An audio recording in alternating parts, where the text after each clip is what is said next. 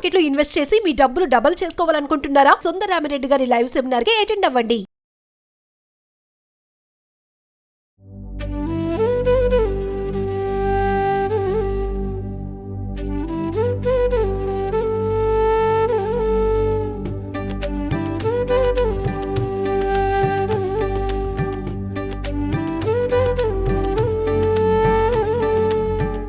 ప్రస్తుతం మనతో పాటు ప్రముఖ ఆధ్యాత్మికవేత్త శ్రీనివాసులు అనంతరామ శర్మ గురువు గారు ఉన్నారు. వీరితో ఈరోజు కొన్ని విషయాల గురించి మనం చర్చిద్దాం.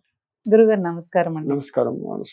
దేవి నవరాత్రుల్లో భాగంగా 4వ రోజున ఏ అమ్మవారి అలంకరణ, ఆ రోజు చేసుకోవాల్సిన నైవేద్యాలు అండ్ పూజా విధానం కూడా మాకు వివరంగా తెలియజేయగలరు? తప్పకుండా అమ్మ. కాత్యాయని అవతారం.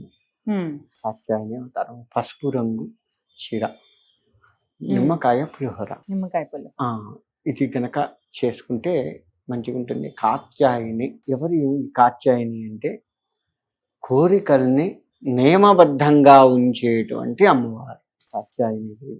అంటే మన కోరికలు పరిమితం ఉండదు. మన కోరికలకి ఉదాహరణకి ఒక 1000 రూపాయలు నీకు అవసరం, ఇచ్చాం. ఇంకో 10 రూపాయలు ఇస్తే ఛార్జ్ అయ్యేవి 1000 రౌండ్ ఫిగర్ ఉండేది వస్తుంది, అది కూడా ఇచ్చాం.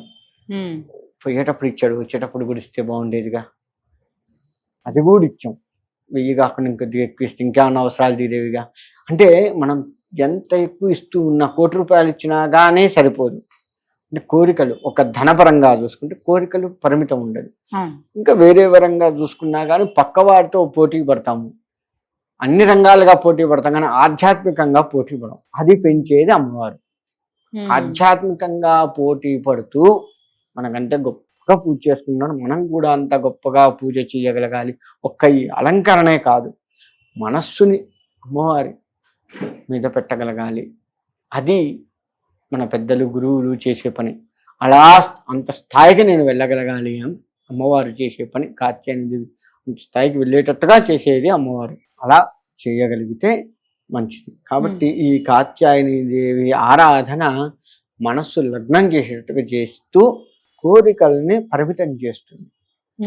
ఎక్కువ భేషజాలకు పోకుండా, ఎక్కువ కోరికలు మనలో పుట్టి మనలో అలజడి లేపకుండా ఉండేట్లుగా అమ్మవారు చేస్తుంది. అది అమ్మవారు చేసే పని. కాబట్టి ఈ ఓం శ్రీ కాత్యాయని దేవతాయ నమః అని కనుక మంత్రంతో మనము అనుకుంటూ ఉంటే కోరికలు తగ్గిపోతూ ఉంటాయి.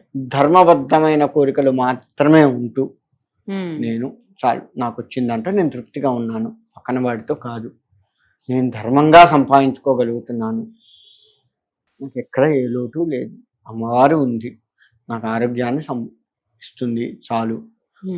మనం అంటాం పోయేటప్పుడు ఏం తీసుకోపోం, ఉట్టి చేతులతో పోతామని.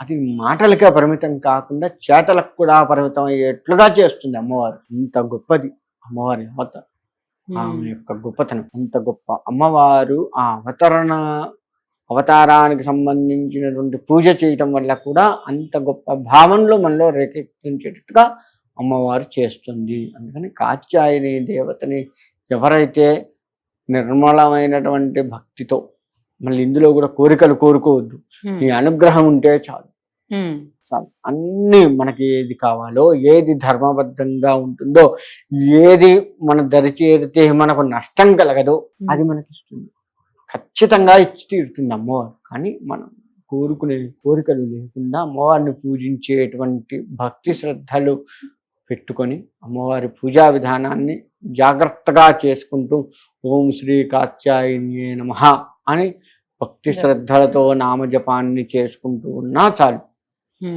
ఎంత పిలిస్తే అంత పలుకుతుంది అమ్మవారు. పిలిస్తే పలికేటువంటి దైవాల్లో ఈమె ఒకటి. అట్లా అని చెప్పి కోరికల్ని పెంచదు. మళ్ళీ అమ్మ కోరిక దీన్ని మళ్ళీ పిలుద్దాం, ఇంకో కోరికకి పలుకుతుంది, అని ఇంకో కోరికకి పిలుద్దాం అన్న ఇదిని ఆమె రాని అన్నీ ఇస్తుంది. అన్నీ ఇవ్వు తల్లి, నాకు కావాల్సింది, నాకు ఏది మంచిదో అది నా దరికి వస్తే మంచిది అంటే ఇచ్చేసి, మంచిది కాదు అంటే నీ ఇష్టం. అది కూడా అమ్మవారు ఇయ్యొద్దు అని చెప్పొద్దు, నీ ఇష్టం.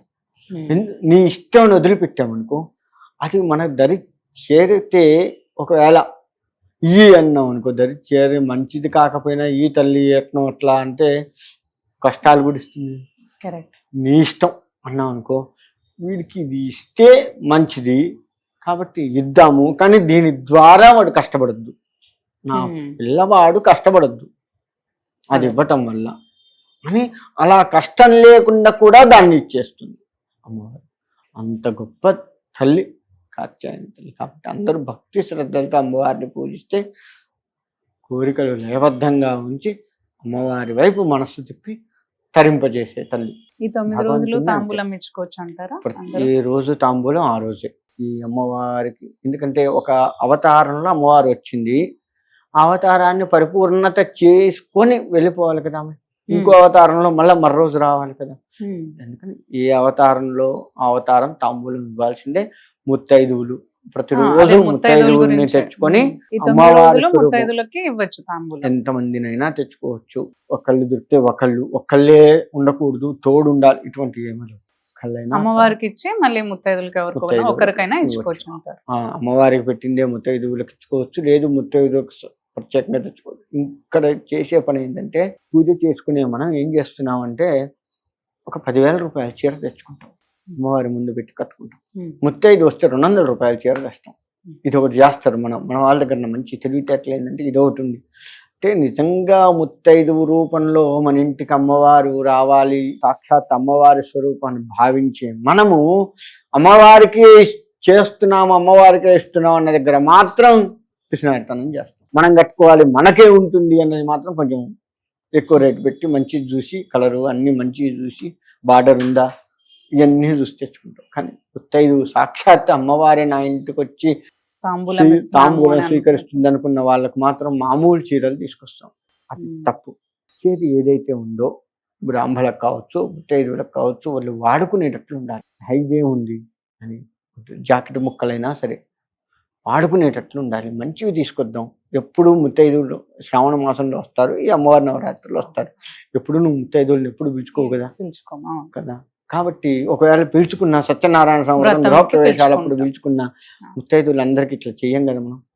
ముత్తైదు అమ్మవారి స్వరూపంగా నువ్వు భావించి చెయ్యవు కదా. ఒక్క శ్రావణ మాసం అమ్మవారి నవరాత్రులు తప్ప మిగతా ఏ నెలల్లో కూడా నిజంగా అమ్మవారి స్వరూపంగా నువ్వు ఎవరిని భావించవు, తిట్టి శాపిస్తాను తప్ప కదా. కాబట్టి ముత్తైదు అంటే భగవత్ స్వరూపం, అమ్మవారి స్వరూపంగా భావిస్తున్నావు కాబట్టి మంచిదే పెడతాం వాళ్ళకు కూడా.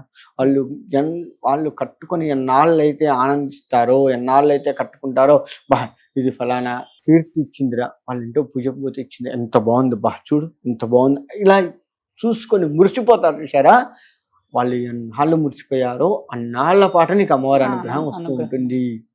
అది గుర్తుపెట్టుకోవాలి. ఇదే అనుకున్నారా, అక్కడితో ఆగిపోతుంది అనుగ్రహం. నువ్వు పూజ చేసినంత వరకే పోతుంది, మిగతాదంతా ఉండదు. అందుకని వాళ్ళు కట్టుకొని వాడుకునేటట్టుగా ఉండాలి, తీసి పక్క పడేసేటట్టు ఉండద్దు మనం ఇచ్చేది. ఆ విధంగా చేసుకోవాలి. ముత్తైదువు రూపంలో అమ్మవారు వస్తుంది కాబట్టి చాలా జాగ్రత్తగా ఉండాలి. ధన్యవాదాలు. మంచిదమ్మా.